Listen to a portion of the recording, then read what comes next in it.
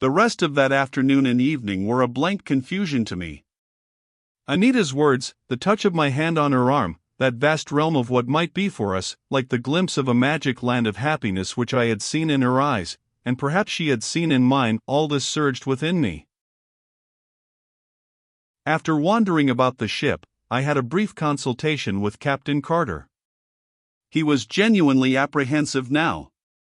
The plane Terra carried only a half-dozen of the heat ray projectors, no long-range weapons, a few sidearms, and some old-fashioned, practically antiquated weapons of explosives, plus hand projectors with the new Benson curve light.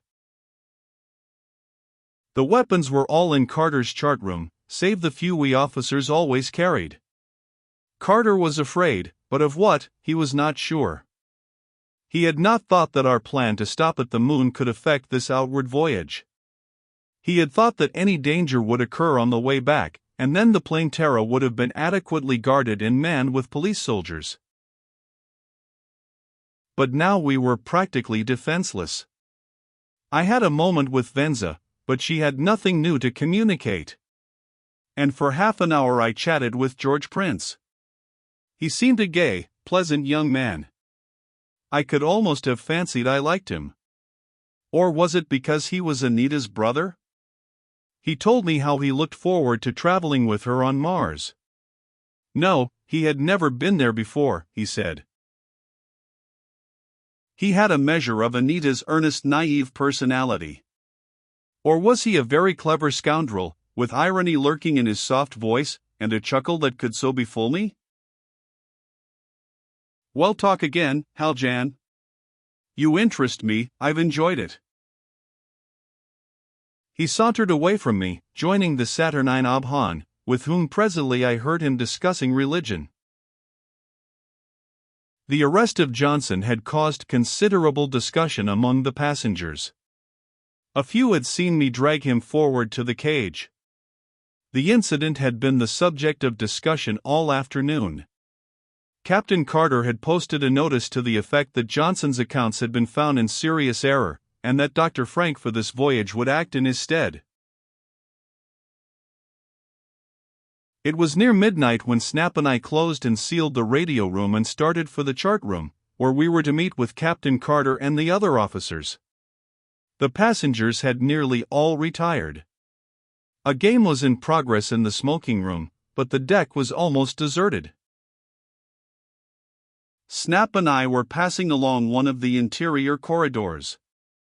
The stateroom doors were all closed. The metal grid of the floor echoed our footsteps. Snap was in advance of me. His body suddenly rose in the air.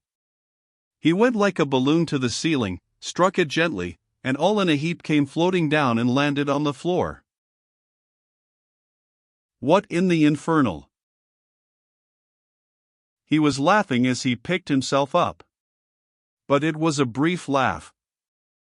We knew what had happened. The artificial gravity controls in the base of the ship, which by magnetic force gave us normality aboard, were being tampered with.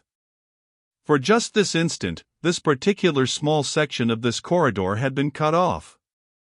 The slight bulk of the plane Terra, floating in space, had no appreciable gravity pull on Snap's body, and the impulse of his step as he came to the unmagnetized area of the corridor had thrown him to the ceiling.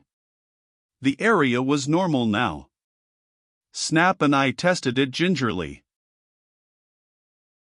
He gripped me. That never went wrong by accident, Greg. Someone. We rushed to the nearest descending ladder. In the deserted lower room the bank of dials stood neglected. A score of dials and switches were here, governing the magnetism of different areas of the ship. There should have been a night operator, but he was gone. Then we saw him lying nearby, sprawled, face down on the floor. In the silence and dim, lurid glow of the fluorescent tubes, we stood holding our breaths, peering and listening. No one here. The guard was not dead. He lay unconscious from a blow on the head. A brawny fellow. We had him revived in a few moments. A broadcast flash of the call buzz brought Dr. Frank from the chart room. What's the matter? Someone was here, I said hastily, experimenting with the magnetic switches. Evidently unfamiliar with them, pulling one or another to test their workings and so see their reactions on the dials. We told him what had happened to Snap in the corridor. The guard here was no worse off for the episode, save a lump on the head by an invisible assailant. We left him nursing his head, sitting belligerent at his post, alert to any danger and armed now with my heat ray cylinder. Strange doings this voyage, he told us. All the crew knows it. I'll stick it out now, but when we get back home I'm done with this star travelin'. I belong on the sea anyway. We hurried back to the upper level. We would indeed have to plan something at this chart room conference. This was the first tangible attack our adversaries had made. We were on the passenger deck headed for the chart room when all three of us stopped short, frozen with horror. Through the silent passenger quarters a scream rang out. A girl's shuddering, gasping scream. Terror in it. Horror. Or a scream of agony. In the silence of the dully vibrating ship it was utterly horrible. It lasted an instant, a single long scream, then was abruptly stilled. And with blood pounding my temples and rushing like ice through my veins, I recognized it. Anita.